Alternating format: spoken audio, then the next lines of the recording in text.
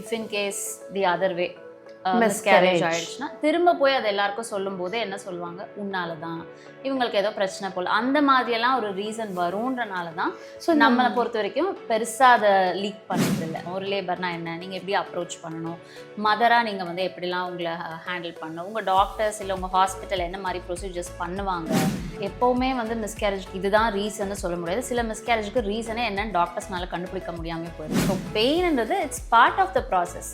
அது நடந்தால் தான் யூட்ரன் உள்ள கண்ட்ராக்ஷன்ஸ் நடக்கும், குழந்தை வெளியே வரும். So it's part of the process. So அதை நம்ம எப்படிலாம் சப்போர்ட் பண்ணி, in fact pain throughout the labour கண்டினியூஸாக அந்த டைம்டு பீரியடில் உங்களுக்கு இருந்துகிட்டே இருக்கணும். ஸோ இதான் நடக்கும், நீங்கள் இதெல்லாம் பண்ணலாம் அப்படின்னு சொல்லும்போது they'll be well prepared. ஃபிசிக்கலாகவும் சரி பார்ட்னரும் சரி ப்ரிப்பேராக வருவாங்க. ஸோ அந்த டைமில் anyway I'm going to rest, அதுக்கு நீங்கள் ப்ரிப்பேர்டாக இருந்தீங்க அப்படின்னா when you connect with the process you will enjoy the whole labor.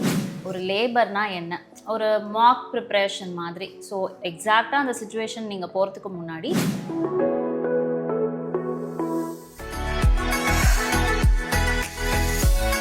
வணக்கம் ஓப்பன் மீடியம் நேயர்களே. இன்னைக்கு நம்ம நிகழ்ச்சிக்கு யார் வந்திருக்காங்க அப்படின்னு பார்த்தீங்கன்னா, pregnancy yoga instructor and childbirth educator Mrs Charumathi வந்திருக்கிறாங்க. அவங்க கிட்ட நிறைய விஷயங்கள் கேட்டு தெரிஞ்சுக்கலாம். ஹாய் மேம், எப்படி இருக்கீங்க? நல்லா இருக்கேன், நீங்கள் எப்படி இருக்கீங்க? நல்லா இருக்கேன். ஸோ இந்த சைல்டு பர்த் எஜுகேட்டர் அப்படிங்கிறது வந்து இந்தியாவுக்கு ஒரு புதுமையான டேர்ம். இப்போ தான் வந்து சைல்டு பர்த் எஜுகேஷன்ஸ் எல்லாம் வந்து உள்ளே வந்திருக்கு. ஸோ என்னென்ன டாபிக்ஸ் எல்லாம் வந்து நீங்கள் கொண்டு வருவீங்க, உங்களோட ஸ்கோப்குள்ளே என்னென்ன டாபிக்ஸ் எல்லாம் இருக்குது, and why it is necessary for all the parents to know about child birth? Child birth எஜுகேஷன்றது லைக் ஐ திங்க் ஒரு 10 இயர்ஸாகவே இந்தியாவில் இருக்குது. பட் இப்போது வந்து பிகாஸ் ஆஃப் சோஷியல் மீடியானால நமக்கு அவேர்னஸ் நிறையா வந்திருக்கு. ஸோ இதில் பேசிக்காக நல்லா கவர் பண்ணும் அப்படின்னு பார்த்தீங்கன்னா, ஒரு எஜுகேஷன் செஷன் மாதிரி தான்.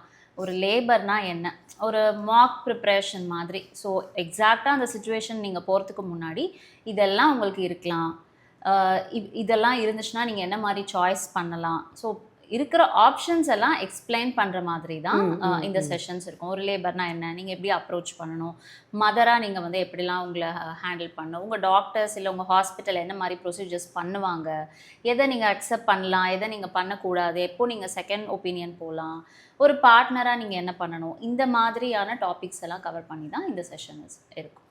ஓகே, ஸோ நம்மளோட entire episode is going to be about pregnancy, child birth, delivery, அதுக்கப்புறமா போஸ்ட்மார்ட்டம், பிரெஸ்ட் ஃபீடிங் எல்லாமே. ஸோ 2 எபிசோட்ஸும் மிஸ் பண்ணாமல் பாருங்கள், இல்லாட்டி நீங்கள் நிறையா டாபிக்ஸை மிஸ் பண்ணிடுவீங்க. ஸோ ஃபர்ஸ்ட், இந்த ப்ரெக்னன்சி ஆனதுமே, அந்த ப்ரெக்னென்ட் அப்படிங்கிற விஷயத்தை கேள்விப்பட்டதுமே வந்து கப்புள்ஸ்க்கு வந்து ஓவர் எக்ஸைட்மெண்ட் ஆகிடும். ஆனால் எல்லாருமே நம்ம வழக்கமாக இந்தியான்னு இல்லை, எல்லா கண்ட்ரீஸ்லையுமே வெஸ்டர்ன் கண்ட்ரிஸ் தவிர்த்து சொல்கிற விஷயம் என்னென்னா, ஒரு 3 மாதம் வரைக்கும் வெளியில் சொல்லாத. அந்த ஃபஸ்ட்டு 3 months ஃபஸ்ட்டு ட்ரிமெஸ்டர் அப்படிங்கிறது வந்து ரொம்ப கேர்ஃபுல்லாக யார்கிட்டையும் சொல்லாத, வெளியில் போகாத, ட்ராவல் பண்ணாத, ஃபோட்டோஸ் போடாத, இந்த மாதிரி வந்து நமக்கு நிறைய இன்ஸ்ட்ரக்ஷன்ஸ் கொடுப்பாங்க. ரொம்ப சேஃபாக இருக்கணும் அப்படின்னு சொல்லி. அந்த ஃபஸ்ட் செமஸ்டர் அவ்வளோ கஷ்டமா? இட்ஸ் நாட் லைக் கஷ்டம்னு நம்ம சொல்ல முடியாது. எல்லாருக்குமே என்ன நடக்குமோ லைக் ஒரே ப்ராசஸ் தான் எல்லா கப்புள்ஸ்க்கும் நடக்க போகுது. ஸோ ஃபஸ்ட் ட்ரைமஸ்டர் ஏன் இவ்வளோ சேஃபாக நம்ம இருக்கணும்னு பார்த்தீங்கன்னா, அப்போ தான் வந்து எல்லாமே உங்களுக்கு டெவலப் ஆக போகுது. ஸோ அந்த ஃபர்டிலைசேஷன்ன்றது, அந்த எக்கோ ஜாயின் பண்ணுறது, ஸ்பெர்ம் கனெக்ட், அதெல்லாம் உங்களுக்கு தெரியும், எல்லாருமே இப்போ நிறைய தெரிஞ்சிருப்பீங்க. ஸோ அந்த ப்ராசஸ் வந்து உங்களுக்கு 1 or 2 days குவிக்காக நடந்துடும். பட் அது கரெக்டாக ட்ராவல் ஆகி போய் யூட்ரஸில் செட்டில் ஆகணும். அதுக்கப்புறம் வந்து ப்ளசண்ட்டா யூட்ரஸ் வந்து அதுக்கு சரியாக வந்து அடாப்ட் ஆகணும். அங்கேருந்து தொப்புள் கொடி சொல்கிறோம், ப்ளசண்ட்டா அதெல்லாம் டெவலப் ஆகணும். அண்ட் அப்போது அதெல்லாம் டெவலப் ஆகும்போது அதுக்கேற்ற மாதிரி ஹார்மோன் ஃப்ளக்சுவேஷன்ஸ் பாடியில் இருக்கும். ஸோ இதெல்லாம் டெவலப் ஆகிறதுக்கு விமனோட ஹார்மோன்ஸ் தான் ரொம்ப இம்பார்ட்டண்ட். ஸோ இந்த ஹார்மோனில் கொஞ்சம் மேலே கீழே ஃப்ளக்சுவேஷன்ஸ் இருக்கலாம். அண்ட் பேபி க்ரோத்துக்கு வந்து நிறையா விஷயங்கள் தேவைப்படுது. ஸோ அயன் சப்ளிமெண்ட்ஸ் அம்மா கிட்டேருந்து தேவை, கால்சியம், இதெல்லாம் நடந்து ஒரு குழந்தையாக உருவாகிறதுக்கு. ஸோ ஃபஸ்ட்டு ஃபர்டிலைசேஷன் நடந்து ஜஸ்ட் ஒரு எக்கு மாதிரி தான் உங்களுக்கு இருக்கும். அதுலேருந்து உங்களுக்கு பேபி டெவலப் ஆகிறது தான் இந்த ஃபஸ்ட் ட்ரைமஸ்டர். Foetus growth. ஆமாம், அந்த ஃபீட்டஸாக அது டெவலப் ஆகிறது ஃபஸ்ட் ட்ரைமஸ்டர். ஸோ இதெல்லாம் ப்ராப்பராக நடந்து முடியணும். ஏன் இந்தியாவில் வந்து இதை ரொம்ப ப்ரொடெக்டிவாக யாருக்கும் சொல்லாதுன்னு சொல்கிறாங்க அப்படின்னா, நமக்கு ஜென்ரலாகவே நம்மளோட தாட் என்ன, எல்லாருக்கும் தெரிஞ்சால் கண்ணு வச்சுருவாங்க, ஸோ அந்த கண் பட்டுரும், அந்த கான்செப்ட் இருக்குது. இன்னொன்று வந்து இப்போ எல்லாருக்கும் சொல்லிட்டோம், if in case the other way miscarriage ஆயிடுச்சுன்னா திரும்ப போய் அது எல்லாருக்கும் சொல்லும்போது என்ன சொல்லுவாங்க, உன்னால தான், இவங்களுக்கு ஏதோ பிரச்சனை போல், அந்த மாதிரியெல்லாம் ஒரு ரீசன் வரும்ன்றனால தான் ஸோ நம்மளை பொறுத்த வரைக்கும் பெருசாக அதை லீக் பண்ணுறது இல்லை. ஓகே, இந்த மிஸ்கேரேஜ் அப்படிங்கிற ஒரு விஷயம் வந்து எந்த ட்ரிமஸ்டர்லையுமே நடக்கிறதுக்கு சான்சஸ் ஜாஸ்தி. But when it comes to first trimester பொண்ணுங்களை தான் வந்து அதிகமாக ப்ளேம் பண்ணுவாங்க. It is because of you, நீ என்ன சாப்பிட்ட, இல்லை நீ ஏதாவது வண்டி ஓட்டியிருப்ப, ட்ராவல் பண்ணனால ஏதோ. கரெக்ட். பட் மிஸ்கேரேஜ்க்குன்னு ஒரு ரீசன் இருக்கா? டிபெண்ட்ஸ். எப்போவுமே வந்து மிஸ்கேரேஜ்க்கு இதுதான் ரீசன்னு சொல்ல முடியாது. சில மிஸ்கேரேஜுக்கு ரீசனே என்னன்னு டாக்டர்ஸ்னால கண்டுபிடிக்க முடியாமல் போயிருக்கு. So miscarriages depends and differs. So மதருக்கு வந்து அந்த ஹார்மோன் செக்ரேஷன் சரியாக இல்லாமல் இருக்கலாம், இல்லை கரெக்டாக ஃபீட்டஸ் இம்ப்ளான்ட் ஆகாமல் இருக்கலாம், யூட்ரஸில் இம்ப்ளான்ட் ஆகாமல் ஃபெலோப்பியன் டியூப்லேயே இம்ப்ளான்ட் ஆகிருக்கலாம். ஸோ இந்த மாதிரி ரீசன்ஸ் இருக்கலாம். சில டைம் ஸ்பெர்ம் வீக்காக இருந்தாலுமே வந்து கரெக்டாக வந்து அது ஃபர்டிலைஸ் ஆகி அது ஒரு ஃபீட்டஸாக டெவலப் ஆகாது. So both male and female factors ரெண்டுமே இருக்குது. சில டைம் அன்னோன் ஃபேக்டர்ஸும் இருக்குது. டாக்டர்ஸே வந்து இதுக்கு என்ன ரீசன் அப்படின்னு கண்டே பிடிக்க முடியல அப்படின்னு மிஸ்கேரேஜஸும் இருக்குது. ஓகே. ஸோ மிஸ்கேரேஜ் வந்து என்னால் தான் அப்படின்னு எந்த பொண்ணும் தனக்கு தானே ப்ளேம் எடுத்துட்டு இருக்க தேவையில்லை. அப்படியே வந்தோன்னா second trimester honeymoon period, photoshoots எடுத்துக்கோங்க, வெளியில் போயிட்டு வாங்க, ஹஸ்பண்ட் கூட டைம் ஸ்பெண்ட் பண்ணுங்கள், டூர் பிளான் பண்ணுங்கள். ஸோ இந்த மாதிரியெல்லாம் சொல்லுவாங்க. சீமந்தமே நிறைய பேர் வந்து 7th month பிளான் பண்ணுவாங்க. ஸோ இந்த செகண்ட் ட்ரிமஸ்டரோட அந்த ஹாப்பினஸ், அந்த ஹாப்பி ஃபேஸ் பற்றி சொல்லுங்கள். ஸோ ஃபர்ஸ்ட் ட்ரைமஸ்டரில் நிறையா பயந்துருப்போம். ஏன்னா வந்து அதில் வந்து என்ன நடக்கும்னே நமக்கு தெரியாது. அது இல்லாமல் பாடியில் சடனாக ஹார்மோன்லாம் ஒரு போட்டு தாக்குற மாதிரி இருக்கும்.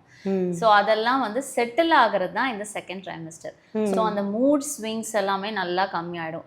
இன்ஃபேக்ட் லைக் செகண்ட் ட்ரைமஸ்டர் வரும்போது விமனுக்கு வந்து இன்னும் நல்லா ஹாப்பினஸ்க்கான மூட் ரொம்ப ஜாஸ்தியாக இருக்கும். ஸோ அந்த டயர்ட்னஸ் கம்மியாயிடும், மார்னிங் சிக்னஸ் எல்லாம் போயிடும், பேபியோட கிக்ஸ் எல்லாம் ஸ்டார்ட் ஆகிடும். ஸோ தேர் ஆல்மோஸ்ட் ஒரு மாதிரி கொஞ்சம் ஸ்டெபிளைஸ்டாக இருப்பாங்க.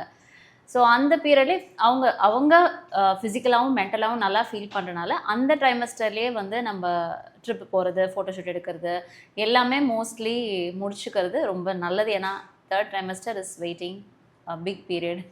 ஓகே. இந்த செகண்ட் ட்ரைமஸ்டரில் பார்ட்னரோட ரோல் என்ன? ஸோ த்ரூ அவுட் ப்ரெக்னன்சி பீரியட்லையுமே சேம் லெவல் ஆஃப் சப்போர்ட் தான் ஆஸ் அ பார்ட்னராக இருக்கட்டும், ஃபேமிலி மெம்பர்ஸாக இருக்கட்டும் கொடுத்தாங்கன்னா மதர் வந்து இமோஷ்னலாகவும் சரி, பேபியை நல்லபடியாக உள்ளுக்குள்ளேருந்து க்ரோ பண்ணுறதுக்கும் சரி, அது ரொம்ப ஹெல்ப்ஃபுல்லாக இருக்கும். கண்டிப்பாக. So first trimester, second trimester ரெண்டுமே என்ன கேட்டால் ஹனிமூன் பீரியட் தான். ஏன்னா தேர்ட் ட்ரிமஸ்டர் வந்து ஏதோ ஒரு பேய் கதை மாதிரி ஒவ்வொருத்தரும் ஒரு கதை சொல்லியிருப்பாங்க நம்மகிட்ட. ஓகே. ஃபார் எக்ஸாம்பிள், எங்கள் மாமியார் ஒரு கதை, எங்கள் அம்மா ஒரு கதை, எங்கள் அம்மம்மா ஒரு கதை, எங்கள் ஆயா ஒரு கதை அப்படின்னு சொல்லி நம்மளை வந்து லேபர் ரூமை பார்த்தாலே வந்து கோபாலு அப்படிங்கிற மாதிரி அந்த படம் மாதிரியே சந்திரமுகி வீட்டுக்குள்ளே போனால் எப்படி இருக்கும் அந்த மாதிரி இருக்கும் அந்த labour room. But labour room management என்ன, லேபர் மேனேஜ்மெண்ட் என்ன, ஒரு அம்மா என்னெல்லாம் கற்றுக்கணும் பிஃபோர் டெலிவரி? ஓகே, செம்ம கொஸ்டின். இன்ஃபேக்ட் லேபர் மேனேஜ்மெண்ட் செஷன்ஸில் நம்ம இதை பற்றி எக்ஸ்பிளைன் பண்ணும்போது அந்த மதர்ஸை தாண்டி ஃபாதர்ஸ் இப்போலாம் நிறையா கொஸ்டின் கேட்க ஆரம்பிச்சிட்டாங்க. எப்படி பெயின் ஸ்டார்ட் ஆகும்? இப்போ லாஸ்ட் நான் ஒரு செஷனில் இருக்கும்போது கூட ஒரு ஹஸ்பண்ட் வந்து பெயின் ஸ்டார்ட் ஆகும் அப்படின்னு நான் சொல்லும்போது, பெயின்னா எடுத்தோடனே 10 out of 10 பெயின் இருக்குமா? அப்போ நீங்கள் வந்து 22 hours லேபர் நடக்கும்னு சொல்கிறீங்க, 22 hours-உம் அவங்க எப்படி பெயின் தாங்குவாங்க? அந்த மாதிரியெல்லாம் கொஸ்டின் கேட்டாங்க. நான் அதான் சொன்னேன், பெயின்னா உங்களுக்கு எடுத்த உடனே 10 out of 10 பெயின் இருக்காது. ஸோ பெயின் வந்து ஃபஸ்ட்டு ஸ்டார்ட் ஆகும், கொஞ்சம் நேரம் இருக்காது, அப்புறம் கொஞ்சம் நேரம் வரும், கொஞ்சம் நேரம் இருக்காது. ஏன் பெயின் வருது, ஏன் அதை வந்து நம்ம பேர் பண்ணணும், அதுலேருந்து எப்படி டைவர்ட் பண்ணணும், ஏன் இம்பார்ட்டன்ட் இதெல்லாம் அப்படின்னு சொல்லும்போது they come to understand. So பெயின்ன்றது it's part of the process. அது நடந்தால் தான் யூட்ரன் உள்ள கண்ட்ராக்ஷன்ஸ் நடக்கும், குழந்தை வெளியே வரும். So it's part of the process. So அதை நம்ம எப்படிலாம் சப்போர்ட் பண்ணி, in fact pain throughout the labour கண்டினியூஸாக அந்த டைம்டு பீரியடில் உங்களுக்கு இருந்துகிட்டே இருக்கணும். அப்போ தான் அந்த லேபர் வந்து கரெக்டாக ப்ரோக்ரஸ் ஆகுதுன்னு அர்த்தம். இன் பிட்வீன் உங்களுக்கு ரொம்ப நேரம் பெயினே இல்லை, ஸ்டாப் ஆகிடுச்சுன்னு வச்சுக்கோங்களேன். So somewhere something is stopped, labour இன்னும் உங்களுக்கு டைம் எடுக்க போகுதுன்னு அர்த்தம். இன்டியூஸ் பண்ணுறது, ஸோ நிறைய ப்ராசஸ் இருக்குது. ஸோ லேபர் மேனேஜ்மெண்ட் செஷன் நம்ம சொல்லும்போது they get to understand what exactly will happen. அந்த டைமில் என்ன ஏன்னா இவ்வளோ நாள் நம்ம கேட்டதெல்லாம் என்னோட எக்ஸ்பீரியன்ஸ் என்ன, நம்ம அம்மா சொன்னதும் பாட்டி சொன்னதும் தான். அவங்களுக்கு நடந்தே தான் உங்களுக்கு நடக்கணும்னு அவசியம் இல்லை. Because every birth story is completely different. So இதான் நடக்கும், நீங்கள் இதெல்லாம் பண்ணலாம் அப்படின்னு சொல்லும்போது they'll be well prepared. ஃபிசிக்கலாகவும் சரி, பார்ட்னரும் சரி ப்ரிப்பேராக வருவாங்க. கண்டிப்பாக. இப்போ வந்து இந்த லேபர் மேனேஜ்மெண்ட் ஸ்டோரிஸ் பற்றி நம்ம பேசிகிட்டு இருக்கும் பொழுது ஒஸ்ட் எக்ஸ்பீரியன்சஸ் எல்லாம் வந்து ஷேர் பண்ணியிருப்பாங்க நிறைய ஃபீமேல்ஸ். எனக்கெல்லாம் இன்னும் ஞாபகம் இருக்குது, மேலே ஏறி உட்காந்து அமுக்குவாங்க சௌமி. ஓகே அவ்வளோதான், பேக் போன் வந்து எனக்கு அப்போ தான் ஒரு கிராக் ஆச்சு. ஓகே இப்போ வரைக்கும் I'm not able to sit long. அந்த மாதிரியெல்லாம் நிறைய சொல்லியிருக்காங்க நெகட்டிவாக. ஓகே ஆக்சுவலாக ஒரு ஃபர்ஸ்ட் மாம், ஒரு யங் மாம், குழந்தைய பிரசவிக்க போகிறவங்க வந்து எப்படி மைண்டை வச்சுக்கணும், இல்லை லேபர் ரூம்குள்ளே போகிறதுக்கு முன்னாடி பிஃபோர் அ லேபர் அவங்க எப்படி ரெடியாக இருக்கணும்? நான் என்னோட கிளைண்ட்ஸ்க்கு சொல்கிறது எல்லாமே கனெக்ட் வித் த ப்ராசஸ். நீங்கள் ப்ரெக்னெண்ட்டாக இருக்கும் போது அந்த ஃபஸ்ட்டு கிக்கை நீங்கள் ஃபீல் பண்ணியிருப்பீங்கள்ல. So every time when baby starts kicking உங்களால் அதை கனெக்ட் பண்ண முடியும். இப்போ கிக் பண்ண போகுதுன்னு உங்களுக்கு தெரியும், இப்போ விற்க போகுதுன்னு உங்களுக்கு தெரியும், இப்போ திரும்பி படுக்குதுன்னு உங்களுக்கு தெரியும். எவ்ரி திங் யூ நோ, ஏன்னா you have connected with the process. அதை நீங்கள் வந்து கஷ்டமாவோ சிரமமாவோ நினைக்கல, யூ என்ஜாய் த ப்ராசஸ். இல்லை இது தூக்கத்துலேயே நீங்கள் இருக்கும் போது குழந்தை உதச்சாலும் உங்களுக்கு அது தெரியும், அந்த 10 கிக் கொடுத்தாலும் நீங்கள் அதை ஃபீல் பண்ணுவீங்க, right? Even when you are asleep. அதே தான் லேபரும், கனெக்ட் வித் த ப்ராசஸ். நீங்கள் வலிக்குது அப்படின்னு பயப்படாமல் when you connect with the process, இப்போ தான் கான்ட்ராக்ஷன்ஸ் வரப்போகுது, அப்போ வலிக்கும், அதுக்கப்புறம் ஒரு 20 மினிட்ஸ் நமக்கு கேப் கிடைக்க போகுதுன்றதும் உங்களுக்கு தெரியும். ஸோ அந்த டைமில் anyway I'm going to rest, அதுக்கு நீங்கள் ப்ரிப்பேர்டாக இருந்தீங்க அப்படின்னா when you connect with the process you will enjoy the whole labor. Okay, enjoying the labour அப்படிங்கிற டேர்மே வந்து கொஞ்சம் பயமாக இருந்தாலும் கொஞ்சம் புதுமையாகவும் இருக்குது. ஆனால் இப்போ நிறைய கப்புள்ஸ் எல்லாம் வந்து அந்த பேர்த் ஸ்டோரி ஷேர் பண்ணுறதா இருக்கட்டும், அவங்களோட எக்ஸ்பீரியன்ஸஸை வந்து சோஷியல் மீடியாவில் சொல்கிறதா இருக்கட்டும், எல்லாமே வந்து ஒரு நல்ல அவேர்னஸ் க்ரியேட் பண்ணிட்டு இருக்கு. அண்ட் இந்த சைல்ட் பர்த் எஜுகேட்டரோட ரோல் அங்கே என்ன அப்படிங்கிறதும் வந்து தெளிவாக இருக்குது.